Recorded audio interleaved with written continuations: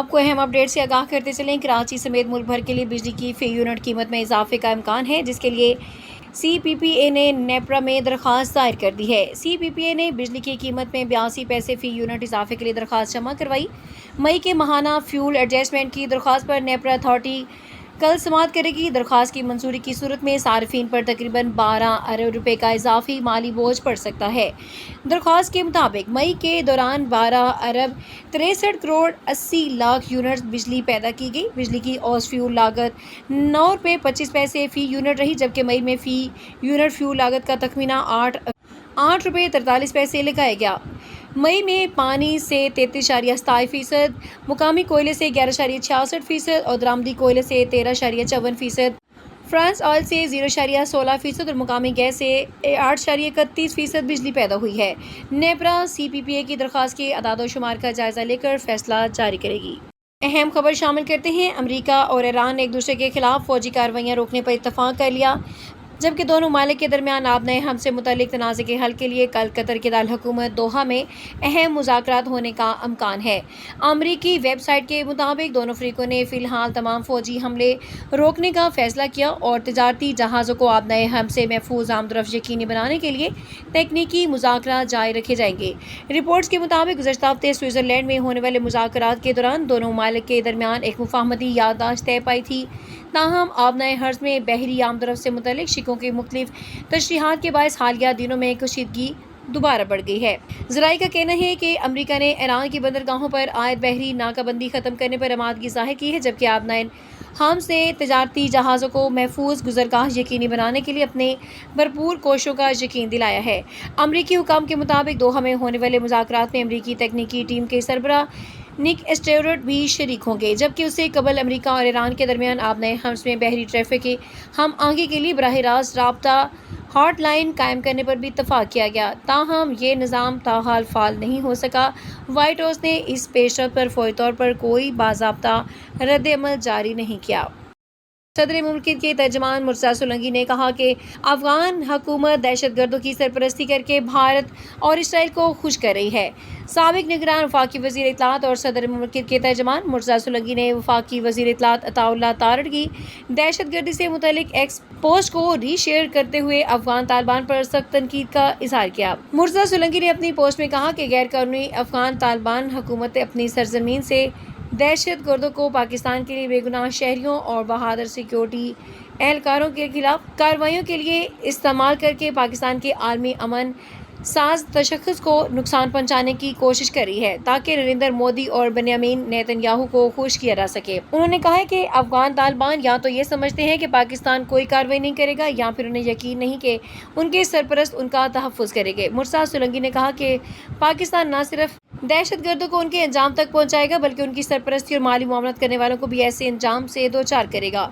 مرتضیٰ سولنگی نے کہا کہ پاکستان دہشت گردی کے خلاف کامیاب حاصل کرے گا اور ساتھ ہی دنیا میں امن کے فروغ کے لیے اپنا کردار جاری رکھے گا۔ آپ کو اہم اپڈیٹ سے آگاہ کرتے چلیں۔ کوآرڈینیٹر وزارت صنعت تجارت پنجاب اور جنرل سیکرٹری پاکستان مسلم لیگ کوآپ لاہور نے وفد کے ہمراہ D G L D A سے اہم ملاقات کی، جس میں لاہور کے ترقیاتی منصوبوں اور سیاسی صورتحال پر گفتگو کی گئی۔ ملاقات میں ندیم پہلوان نے لاہور کی تعمیر و ترقی اور عوامی فلاح کے لیے D G L D A کے انتھک محنت اور بہترین کارکردگی اور مخلصانہ کاوشوں کو شاندار الفاظ میں سراہا۔ اس موقع پر دونوں رہنماؤں نے درمیان 1 to 1 تبادلہ خیال بھی ہوا۔ وفد میں پارٹی رہنما ندیم پگا والا اور علی رضا ندیم بھی موجود تھے۔ میں تیرے در میں ہوتا تو اے ابن علی، سب سے پہلے تیرے انکار کو سجدہ کرتا۔ لاہور والٹن سے رانا سرور چاند کی رپورٹ۔ رانا سرور چاند کے مطابق سید الشہداء سردار جنت نواسہ رسول نشان حق و باطل مولا امام حسین ابن علی علیہ السلام کا لنگر مبارک 9ویں اور 10ویں محرم کو والٹن پیر کالونی گلی نمبر 1 میں عرصہ 15 سال سے جاری و ساری ہے۔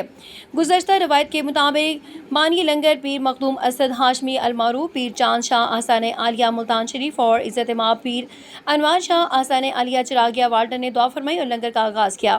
علاقے کے معززین ہستیاں بھی شانہ بشانہ شامل رہیں اور خادمین لنگر رانا مہدی صاحب، رانا سلطان محمود صاحب، راجہ ظفر صاحب، رانا چاند، رانا وقار حیدر سلطان، رانا انعام حیدر سلطان، رانا صفدر صاحب، پیر امجد ہاشمی، پیر احمد ہاشمی، پیر حارث ہاشمی، صادق ڈھولو صاحب اور طارق ڈھولو صاحب، رانا احسان، رانا عقیل، رانا منتصر مہدی، مرزا ندیم بیگ، مرزا یاسین بیگ، استاد بھارو، سلیم جٹ، ملک ممتاز، ملک علی صاحب، شاہ زیب جٹ المعروف بلا بھائی، رضوان مہدی صاحب، عثمان مہر صاحب، چچا لیاقت قزائی اور قاسم چلہ، نوید ساگر، طاہر بلوچ، میاں قادر امین، علی سلیم، ندیم سوہنا، ندیم سہگل، عبید اللہ، جہاں زیب جانو، عمران شاہ، ارسلان سعید عرف ہالکو، ملک حسنین، ننھے مولا کے خدمت گزار، رئیس عباس، ظہیر عباس، محمد حسین نے خصوصی لنگر پاک کا اہتمام اور انتظام میں حصہ لیا۔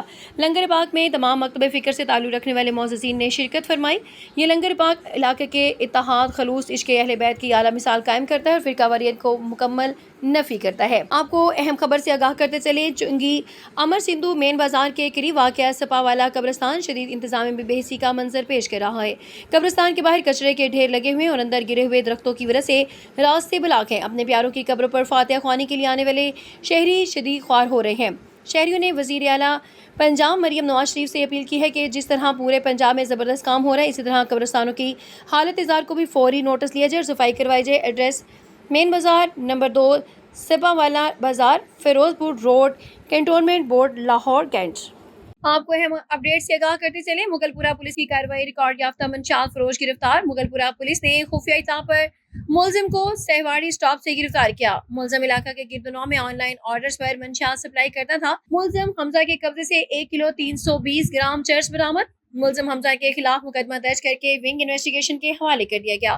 منشیات فروشوں کے خلاف انٹیلیجنس بیسڈ کارروائیاں جاری ہیں۔ S P civil lines Chaudhry Azhar Ali. نظر ڈالتے ہیں آج کی اہم خبر پر۔ امن و امان کو برقرار رکھنے کے لیے پیش نظر سول لائنز ڈویژن پولیس کی ہنگامی مشقیں۔ ایس ایچ او قلعہ گجر سنگھ کی زیر نگرانی پنجاب اسمبلی ہال میں موک ایکسرسائز کی اور ہنگامی مشقوں میں Qila Gujar Singh police, bomb disposal squad, rescue 112، elite force سمیت دیگر سیکورٹی اداروں کی شرکت۔ موک ایکسرسائز میں فرضی دہشت گردوں کو پکڑنے اور ہنگامی صورتحال سے نمٹنے کا مظاہرہ کیا گیا۔ ہنگامی مشقوں سے پولیس رسپانس اور دیگر اداروں کی کارکردگی کا جائزہ لیا گیا۔ پولیس رسپانس کو مزید بہتر بنانے کے لیے ہنگامی مشقوں کا انعقاد کیا جا رہا ہے۔ تعلیمی اداروں سمیت تمام اہم مقامات کی سیکورٹی کو یقینی بنایا جا رہا ہے۔ ہنگامی مشقوں کا مقصد امن و امان کو برقرار رکھنا اور پولیس رسپانس کو مزید بہتر بنانا ہے۔ S P civil line Chaudhry Azhar Ali. نظر ڈالتے ہیں آج کی اہم خبر پر۔ اشرف وابڈا شیر خان کی سربراہی میں شاہ زیب اکرم بھٹی کو پیرا ایس ٹی او تعینات ہونے پر مبارکباد۔ نمبردار ہاؤس میں اشرف وابڈا شیر خان کی سربراہی میں وسیم اشرف بھٹی، اویس احمد بھٹی، حاجی نیم کوٹلی والا، مظہر بھٹی، محمد شہباز، مہار اشتیاق اور دیگر ساتھیوں نے شاہ زیب اکرم بھٹی سے ملاقات کی اور انہیں ایس ٹی او پیرا کے اہم عہدے پر تعینات ہونے پر دلی مبارکباد پیش کرتے ہوئے نیک خواہشات کا اظہار کیا۔ اس موقع پر گفتگو کرتے ہوئے وسیم اشرف بھٹی نے کہا کہ شاہ زیب اکرم بھٹی کی کامیابی ان کی مسلسل محنت، اعلیٰ تعلیم، لیکن اور اللہ تعالیٰ پر کامل بھروسے کا ثمر ہے۔ انہوں نے کہا کہ شاہ زیب اکرم بھٹی بھی ثابت کیا کہ عزم، دیانتداری اور مستقل مزاجی کے ساتھ ہر منزل حاصل کی جا سکتی ہے اور ان کی کامیابی علاقے کے نوجوانوں کے لیے ایک بہترین مثال ہے۔ انہوں نے مزید کہا کہ اللہ تعالیٰ نے شاہ زیب اکرم بھٹی کو پہلے پنجاب پولیس میں سب انسپیکٹر کے باوقار عہدے سے نوازا، جہاں انہوں نے اپنی پیشہ ورانہ صلاحیتوں کا لوہا منوایا۔ بعد ازاں انہوں نے ڈی پی او قصور کے پی ایس او کے طور پر بھی ذمہ داریاں انتہائی احسن انداز میں سر انجام دی ہیں۔ تاہم انہوں نے اپنی پیشہ ورانہ ترقی کا سفر جاری رکھا اور مسلسل محنت، قابلیت اور عزم کے باعث آج ایس ٹی او پیرا جیسے اہم عہدے پر فائز ہونے کے اعزاز حاصل کیا۔ وسیم اشرف بھٹی نے شاہ زیب اکرم بھٹی کے ترقی، کامیابی، عزت اور خدمت خلق کے جذبے میں اضافے کے لیے بھی خصوصی دعا کی۔ اس موقع پر شاہ زیب اکرم بھٹی نے اشرف وابڈا شیر خان، وسیم اشرف بھٹی اور دیگر معززین کا شکر ادا کرتے ہوئے کہا کہ وہ ان کی محبت، اعتماد، دعاؤں اور حوصلہ افزائی کو ہمیشہ اپنی زندگی کا قیمتی سرمایہ سمجھیں گے۔ انہوں نے اس عزم کا اظہار کیا کہ وہ اپنی نئی ذمہ داریاں پوری دیانتداری، شفاف اور اخلاص کے ساتھ ادا کرتے ہوئے عوامی خدمت کو اپنی اولین ترجیح بنائیں گے۔